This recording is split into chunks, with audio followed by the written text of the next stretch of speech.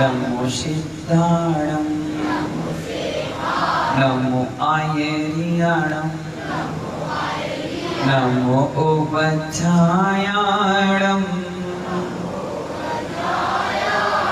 नमो लोय सव्यसाहूणं।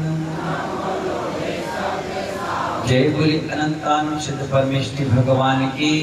परम पूज आचार्य गुरुवर विराग सागर इमाम महाराज की, जिनवाणी माता की। जय बोली बरासो वाले बाबा की। गुरु उपाध्याय श्री वेदांत सागर मुनिराज की जय। विष्णु साहब महाराज की। महानुभाव, आज संत डे है। कौन सा डे है? संत डे का मतलब पूरा दिन संतों के लिए है।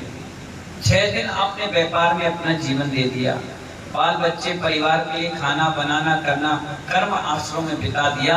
अब आपको स्वाध्याय 2 शब्द मां जिनवाणी के शुभ आश्रम में मिल रहे हैं। बहुत अच्छी बात, क्योंकि आज का जो युग है ये दिखाने का युग है। जिसका दिखेगा, जिसके तामझाम होगा, जिसका आडंबर होगा, आप उन्हें ही सबसे बड़ा साधु समझते हैं। जबकि नियम ऐसा है, जो जितनी भीड़ में बैठेगा मानवा वो अपने आप से उतनी दूर हो जाता है। जो अकेले एकांत में बैठ करके अकेले चिंतन में उतरा हुआ है, उसका गुणस्थान, उसकी जाप, उसका शुभ आश्रय दिन दुगनी रात चौगनी बढ़ता चला जाता है। इसलिए कभी भीड़ को देखकर अंदाज मत लगाओ कि कितने बड़े साधु हैं, उसकी चर्या को देखकर अंदाज लगाओ कि कितना बड़ा चरित्रवान है। पोस्टर और बैनर को देख करके कभी किसी को अर्घ मत चढ़ाओ। पोस्टर और बैनर को देखकर उनके सामने भीड़ बस लेकर के मत जाओ। जो व्यक्ति खुद अपनी सामायिक परिचर्या, त्याग, तपस्या, उपास, प्रतिक्रमण, स्वाध्याय में लगा हुआ है, समझ जाओ इस दुनिया में सच्चा संत वही है। जो तुम्हें मक्खन लगाए, तुम्हें पुचकारे, तुम्हारा नाम, तुम्हारा बहुमान करे, तो समझ जाओ कहीं ना कहीं उस व्यक्ति का स्वार्थ लगा हुआ है। क्योंकि डांटते गुरु उन्हीं को हैं जिस बोतल में कुछ होता है। बचपन में आपने देखा होगा, जब पोलियो पल्स के टीके लगते थे, जब टिटनस का इंजेक्शन लगता था, तो एक बोतल आती थी, उसके ऊपर लगता थी डांट। उसे क्या कहते थे? डांट। क्योंकि उस बोतल में दवाई होती थी, दवाई से हमारे शरीर की सुरक्षा बनती थी। और उस डांट लगने से उस बोतल से एक पॉइंट भी उस गैस या दवाई बाहर नहीं निकल पाती थी। गुरु भी इसी प्रकार एक डांट लगाते हैं उस शीशी में, जिस शीशी में प्योर दवाई या आपकी सुरक्षा शरीर की बनाने के लिए औषधि हो। इसलिए आचार्य उन्हीं व्यक्ति को डांट लगाते हैं महानुभाव जिनकी शीशी में कुछ हो। खाली शीशी में डांट नहीं लगाई जाती, उसे उल्टा करके रख दिया जाता है। तो महानुभाव, आज का समय दिखावट का है, आज का समय बोलबाले का है। जो जितना तामझाम कर ले, जो जितना आडंबर फैला ले, वो उतना बड़ा साधु हो जाता है। बहुत बढ़िया उदाहरण आपको दे रहे हैं। एक राजा अखबार पढ़ रहा था। अखबार पढ़ते पढ़ते उसमें एक कॉलम आता था गजलें और कविताओं का। बड़ा पढ़ पढ़ के खुश होता था, कितने अच्छे शब्द हैं, कितने अच्छा चयन है, कितना अच्छा गजल लिखते हैं। नीचे नाम पढ़ता था मिर्जा गालिब। क्या नाम पढ़ता था? उसका मन भी होने लगा, क्योंकि जो कला का प्रेमी होता है वो कलाकार की इज्जत भी करना चाहता है। उसने अपने सिपाही को कहा कि जाओ और इस व्यक्ति को ढूंढ कर लेके आओ। ये व्यक्ति है कौन? तो मंत्री कहने लगा, जहाज बना, ये आपके ही नगर में रहता है, पास के गांव में है। तो बोले एक काम करो, शाही निमंत्रण भेजो और इस व्यक्ति को मेरे साथ भोजन के लिए इनवाइट करो। हम और ये बैठ करके भोजन करें, कविता पाठ करेंगे। मुझे व्यक्ति बहुत पसंद करता हूँ, मैं उसे लाइक करता हूँ। बात आई और गई खत्म। मंत्री गए सरकारी फरमान लेकर के, और वो व्यक्ति अपने घर के सामने पेड़ के नीचे बैठा हुआ था और अपना कविता पाठ कर रहा था अपने सारे मित्रगण के साथ। उसका नाम था मिर्जा गालिब। और स्वाभाविक है जो व्यक्ति कविता पाठ करता है वो दिखने में ऐसे ही रहता है, ऐसे ही रहता है। बस हुआ क्या, जैसे मित्रगण बैठे हुए थे, कविता पाठ चल रहा था, घुड़सवार आया सरकारी फरमान लेकर के, आप में से मिर्जा गालिब कौन है? तो व्यक्ति खड़ा हो गया, कहने लगा मैं हूं। बोले आपके लिए फरमान आया है और आपको इतनी तारीख को राजा के साथ भोजन के लिए जाना है। वो आपकी कविता पाठ से बहुत खुश हैं, आपको लाइक करते हैं, पसंद करते हैं, आप आइए, उनका अतिथि स्वीकार करिए। वो कहने लगा मैं? बोले हाँ आप ही से कह रहा हूँ। इतना बोलकर वो चला गया। जितने आसपास के लोग थे प्रेमचंद जी वो बड़े खुश हो गए, वाह तुम्हारे लिए राजा ने बुलाया है, तुम्हारी कविता से इतना खुश हो गया, वाह बहुत बढ़िया, बहुत अच्छा, बहुत बढ़िया, सब तारीफ करने लगे। मालूम है महानुभाव, अगर आपके पास कोमल चंद जी मुख्यमंत्री शिवराज चौहान का लेटर आ जाए या नरेंद्र मोदी का लेटर आ जाए तो आप क्या करोगे? सबसे पहले अपने बेटे से कहोगे बेटा एक बढ़िया से कपड़ा ला, डायमंड का सिलवा, बढ़िया काले बाल कराओगे, अच्छी सी दाढ़ी बनवाओगे, सुंदर सा फेस से मंजन करोगे, अच्छा इत्र डालोगे, बढ़िया जूते, बग्गी, गाड़ी, पत्नी को सुंदर पेंटिंग पेंटिंग कर दोगे, बिल्कुल न्यू नवेली दुल्हन की तरह, दूल्हा की तरह सज करके आप जाओगे, क्योंकि आपके पास बुलावा आया है प्रधानमंत्री का, राष्ट्रपति का, मुख्यमंत्री का। एक्चुअली में ऐसे ही घटना वहां भी घट गई। सारे दोस्त यार मिलने जुलने वाले उनको कहने लगे अरे तुम्हारे पास राजा का निमंत्रण आया है, एक काम करो, तुम्हारे पास ढंग से कपड़े नहीं है, मेरी शेरवानी ले लो। कोई कह रहा है टोपी मेरी ले लो, कोई कह रहा है जूते मेरे ले लो, कोई कह रहा है कोट मेरा ले लो, कोई कह रहा है इत्र मेरा ले लो, कोई कह रहा है भूटान मेरी ले लो, कोई कह रहा है बग्गी मेरी ले लो। सबने अपनी अपनी चीजों की व्यवस्था उस मिर्जा गालिब की। मिर्जा गालिब ने कहा सुनो मैं जैसा हूं वैसे ही जाऊंगा, राजा ने मुझे बुलाया है तो मैं ही जाऊंगा, ये तुम्हारी उधारी की चीज लेकर क्यों जाऊंगा, मैं ऐसे ही जाऊंगा।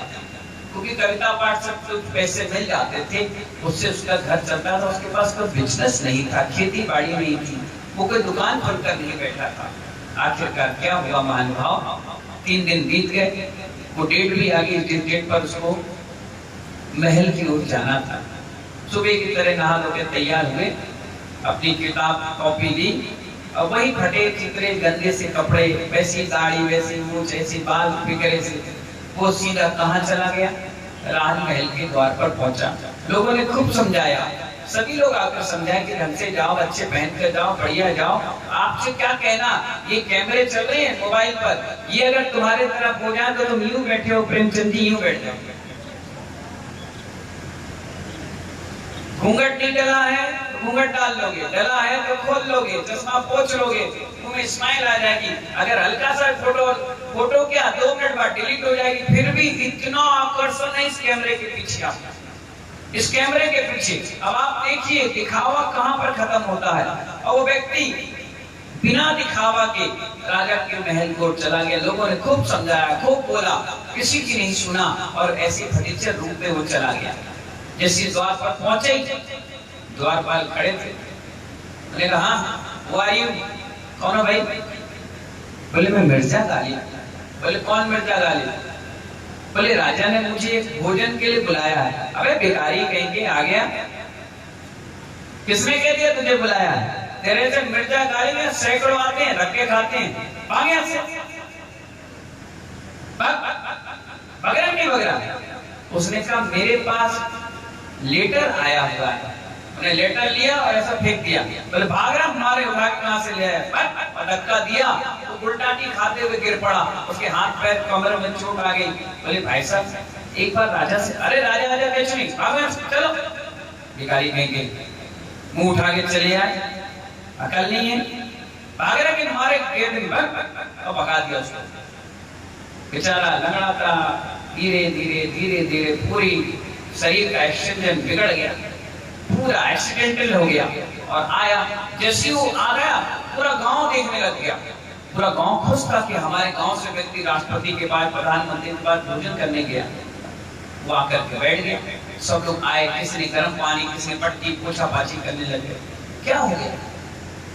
कुछ मत पूछो। बोले कुछ नहीं पूछो मतलब? राजा ने मारा तुम्हें? नहीं। गिर पड़े? नहीं। फिर क्या हुआ? बोले मैं गेट पे गया, लोगों ने मुझे भिखारी समझ के भगा दिया। मैंने कहा मेरे पास सरकारी फरमान है, मेरे पास लेटर है, आइडेंटिटी प्रूफ कार्ड है, उन्हें कुछ नहीं सुना, भगा दिया। बोले अब क्या करोगे? बोले कुछ नहीं, बैठे। बोले नहीं, अब फिर से तैयार कर।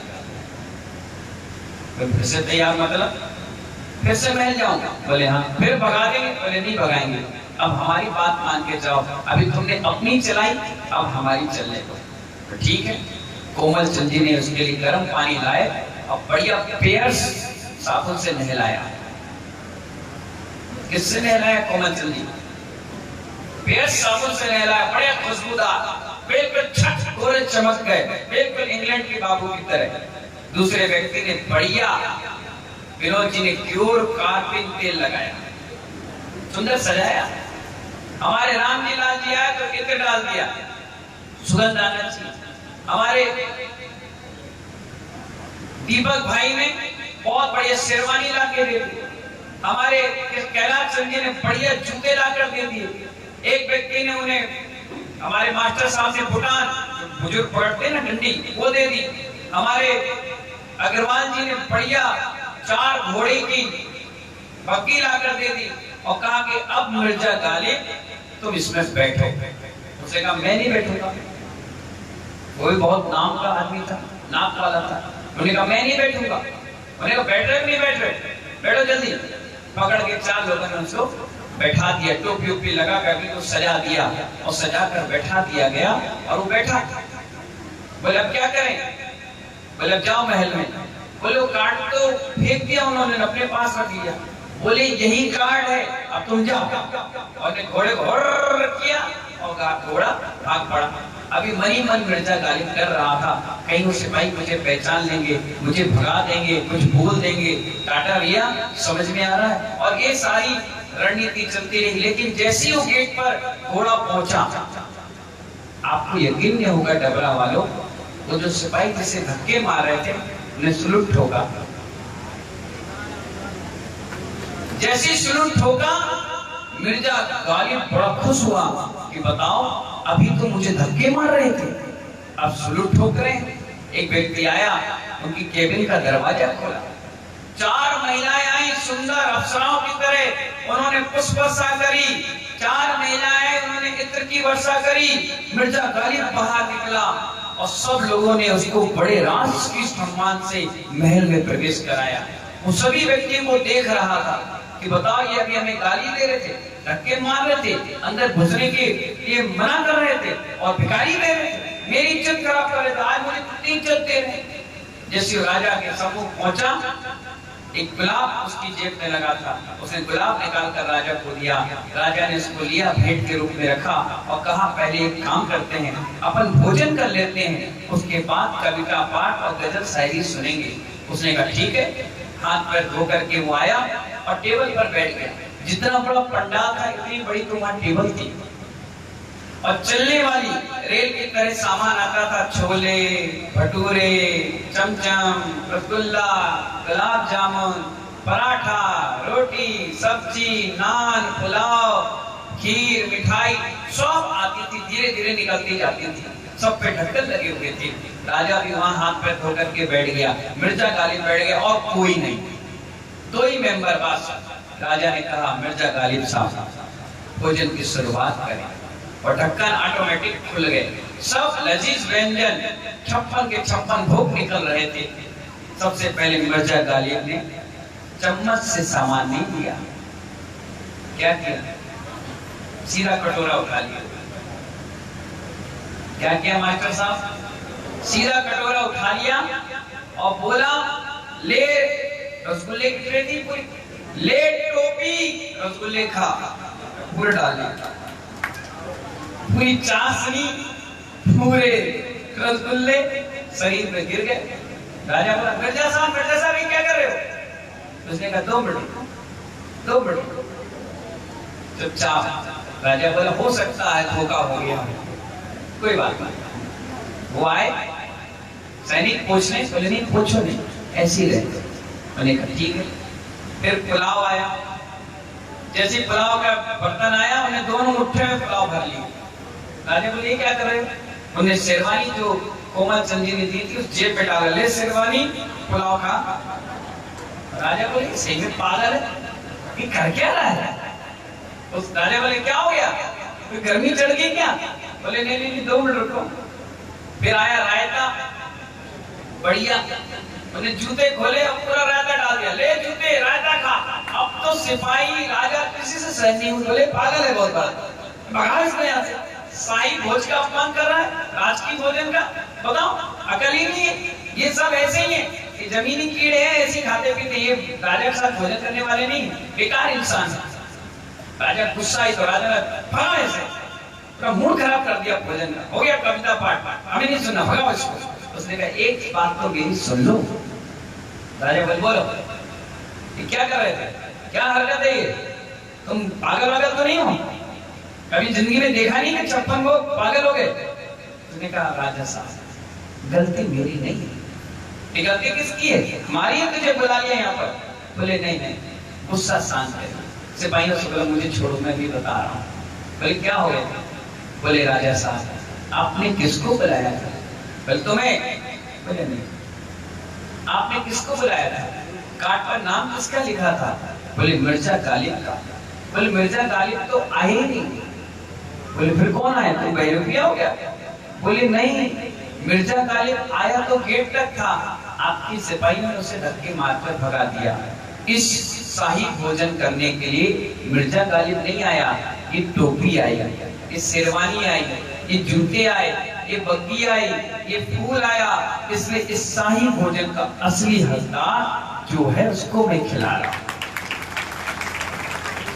अगर मिर्जा गालिब को तुम बुलाते तो मिर्जा गालिब तो फटे हुए कपड़े पहनकर आया था, कविता की पाठ करने आया था, और वो आया तो सही जगह पर था, लेकिन तुम्हारे सिपाही ने उसे गलत ठुका करके भगा दिया। आज टोपी पहनकर आया हूं, शेरवानी पहनकर आया हूं, बढ़िया जूते इत्र लगाकर आया हूं, तभी इन्होंने बिना काट के मुझे एंट्री दे दी। अगर मैं बिना उसके आता तो मुझे फिर धक्के मार के भगा देते। दुनिया दिखावट की दुनिया है, दुनिया दिखावट की दुनिया है।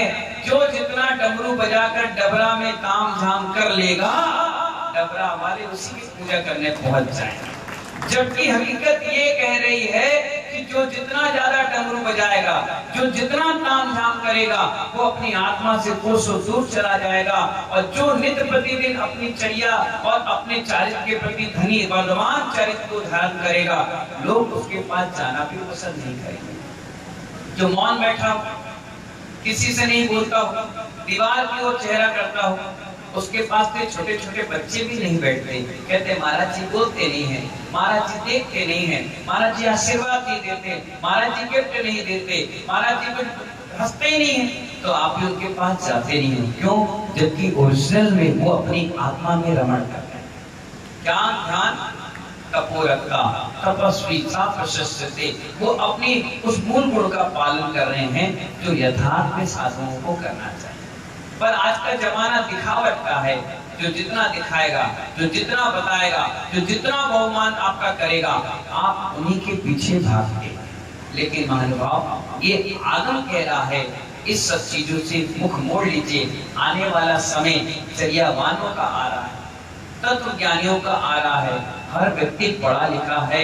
अगर आप मेरे पास आए और जो आपकी दुकान पर मकान में चीजें मिलती है, अगर वो मेरी दुकान पर भी मिलेगी तो कौन खरीदने आएगा? आप भी कहोगे ये चीज तो हमारे बाबा जी भी बेचते हैं, ये चीज तो हमारी माता जी भी बेचती है। मेरी दुकान पर कुछ डिफरेंट मिलेगा, कुछ तत्व ज्ञान और 2 बातें ज्ञान की मिलेगी, तभी महानुभाव आप सीखने और समझने के लिए आओगे। आज का जो समय है सीखने और समझने का है। हर बच्चा कंप्यूटराइज माइंड, मास्टर माइंड है। उसको बताना नहीं पड़ता कि बच्चे पैदा कैसे होते हैं, उसे सब मालूम है। उसे सब मालूम है। 5 साल का बच्चा यूट्यूब चैनल चलाना जानता है, एप्लीकेशन डाउनलोड करना जानता है, हर चीज फंक्शन मालूम है। इन बूढ़े बूढ़े माँ बाप को हरा और लाल बटन के अलावा नहीं मालूम, लेकिन मोबाइल के अंदर कितने सारे फंक्शन हैं वो छोटे से 5, 6, 8, 10 साल के बच्चे को सब मालूम है। इसलिए आजकल के बच्चे जीनियस हैं, कंप्यूटराइज है। पहले हम लोग 17 नंबर लाते थे और पास हो जाते थे, हमारी माँ मिठाई खिलाती थी, हमारा बेटा पास हो गया। आज 99% लाने के बाद कहते हैं टपर हो, कोई मतलब नहीं तुम्हारी पढ़ाई का। क्यों? तुम्हारे ऊपर पैकेज हाई हो गया। जब तक आप 95% नहीं लाएंगे आप हमारे घर के सदस्य नहीं कहलाएंगे। आप लोग देखिए कितनी जॉइंट फैमिली होती थी, एक दूसरे के साथ मिलकर प्रेम वात्सल्य के साथ हम रहते थे। आजकल बच्चे हॉस्टल, बच्चियां होटल, और हमारा खान पीन हमारा खानदान को बिगाड़ कर रख दिया है। इसलिए बाहरी दिखावे पे मत जाओ। हमारे आचार्य भवन कहते मत फिसलो ऊपर की चिकनाई पर। क्या कहा? आज जोड़ो, बोलो मत फिसलो ऊपर की चिकनाई पर, मत फिसलो ऊपर की चिकनाई पर। और वर्ग चढ़ा है चांदी की, गोबर की मिठाई, और तुम खा के आ जाते हो चांदी की मिठाई खाते हो। महानुभाव, जितनी सड़ी सड़ाई मिठाइयां होती हैं उस पर ही वर्ग चढ़ाया जाता है, अच्छे पर कभी नहीं। जो सुंदरी होती है सीता की तरह, उनको 10,000 20,000 का मेकअप नहीं कराया जाता है। मेकअप कराया उन्हीं को जाता है जो कुरूप हो, सुंदरी ना हो। मालूम अनुभव, कई ऐसी भी महिलाएं और जेंट्स होते हैं जो साबुन और तेल का इस्तेमाल नहीं करते, फिर भी उनका शरीर दमदमाता है, चमकाता है। कई ऐसी महिलाएं हैं जिन्होंने अपनी शादी में लिपस्टिक नहीं लगाई, अपनी शादी ब्याह में मेकअप नहीं किया, और सादा सिंपल में वो आकर के आ गई, और आज तक कभी उनको कोई बीमारी नहीं सता रही, कभी नहीं सताती, क्योंकि आपने ओरिजिनलिटी में शादी की, बनावटी में नहीं की। एक बार मैं घर पे आहार करने गया, बहुत बड़ा वाकया हो गया। मैं आहार करके जब बाहर बैठा, एक महाराज जी का और आहार हो रहा था, उसमें बहुत बड़ी फोटो का फ्रेम लगा था। मैंने देखा, मैंने कहा, एक महिला से पूछा, मैंने कहा किसकी फोटो है? हमारी है। मैंने तुम्हारी? इसमें तो तुम बहुत अच्छी दिख रही, इसमें तो काम वाली बाई दिख रही। महाराज जी हमने मेकअप नहीं किया ना, इसलिए ऐसे दिख रहे हैं। तो मैंने कहा कितने की फोटो है, कितने का मेकअप है? तो कहने लगी 1.5 लाख खर्च हुए थे। कितने? डायमंड गोल्ड का पॉलिश लगाया गया था। बोले अच्छा 1.5 लाख रुपए? बोले हाँ, तभी तो 20,000 रुपए के फ्रेम में लगा कर रखा है कि हमारी शादी के सामने ऐसा मेकअप किया था। मैंने कहा अच्छा, बहुत बढ़िया काम किया तुमने, 1.5 लाख रुपए से पोतने में खर्च कर दिए। बोले हाँ। मैंने कहा उसके बाद क्या हुआ? बोले कुछ नहीं, उसके बाद ऐसी जिंदगी जी रहे हैं जैसे घर से आए। उससे कोई फर्क मिला 1.5 लाख से? बोले कुछ नहीं मिला। उसी दिन अच्छे दिखे, 10-12 दिन तक सजे सवारे रहे। मैं जब मंदिर जाती थी तो 2 लोग मेरी लहंगा पकड़ के चलते थे। जब मैं मंदिर खड़ी होती थी तो मेरी नंद मेरे हाथ में लौंग चिटक चावल देती थी, और अगर खाऊं मुंह में कोई चिपक जाए तो मेरी अम्मा पोंछती थी। अब क्या हो रहा है? अब कुछ नहीं हो रहा। अब कोई पकड़ गया, बोले कुछ नहीं, जाना जाओ, नहीं जाना मत जाओ। खाने वाले बिना खाना खाओ, नहीं तो जाओ। कब तक रहता है ये? 2-4-10 दिन, 4 दिन की चांदनी। यहाँ तो रात ही नहीं है, ये तो अंधकार है बिल्कुल। रात के बाद में फिर भी सवेरा आता है, फिर भी नहीं मानती है, फिर भी मरी जा रही है। एक महिला से हमने देखा चौके में पहुंच के पाउडर लगाकर, हमने उनसे पूछा आगे क्या है? यार हो क्या है? किसको दिखाना है? कितने साल हो गए तुम्हारी शादी को? बोले 25। मैंने कहा एक फंस गया, अब किसको फंसाना है? अरे 60 साल की 65 साल की महिलाएं नहीं मानती, ये भी लिपस्टिक नेल पॉलिश लगा के घूमती हैं। आखिरकार बहुएं ऐसी आ गई तो सास बेचारी क्या करे? सास की गलती नहीं है। वो जब देखती है हमारी बहुएं इतनी सौंदर्य प्रसाधन लगा रही है और हमारी आंटी से पैसा खर्च कर रही है, तो बच्चा कुछ हम भी पोत लें। लेकिन जबरा के बहुत अच्छी, बहुत बढ़िया है, क्योंकि अभी 4 महीने हमें रहना है, हम बुराई कैसे करें? महानुभाव, इसलिए बाहरी चमक में मत फंसो। बाहर की चमक दिखता कुछ है और रहता कुछ है, इसलिए महानुभाव ये बाहर की चिकनाई में फंस जाओगे, रात की चिकनाई में फंस जाओगे। साफों से रात की चिकनाई धुलती नहीं है, साफों से घी तो धुल सकता है, रात की चिकनाई तो बीत रात से ही धुलेगी। इसलिए महानुभाव नेचुरलिटी जीवन जीजिए, जैसे आप हो जीवन जीते हो ऐसे जीवन जी। हम लोग की तरह आप लोग जीवन जिएंगे तो बहुत उत्तरोत्तर साधना करके इस आशीर्वाद का फल आपके पूरे परिवार घर के ऊपर पड़ता चला जाएगा। आज रविवार विशेष प्रवचन, सभी को बहुत बहुत आशीर्वाद है। आज संत डे है और हम दोनों मुनिराज का धुआं बंद है। क्या है? आज 14 भी है और संडे भी है, तो आज दोनों मुनिराज का निर्जला उपवास है। जिन जिनका आज उपवास है उनके लिए बहुत बहुत आशीर्वाद है। जिनका नहीं है वो एक आसन करें, नहीं कर सकते 2 आसन करें, 2 आसन नहीं तो वैसे जैसी आपकी व्यवस्था है वैसे करिए। और ऊपर चातुर्मासिक कलश रखा है, वहां जाकर के एक एक माला जरूर फेरें। एक एक माला फेरेंगे।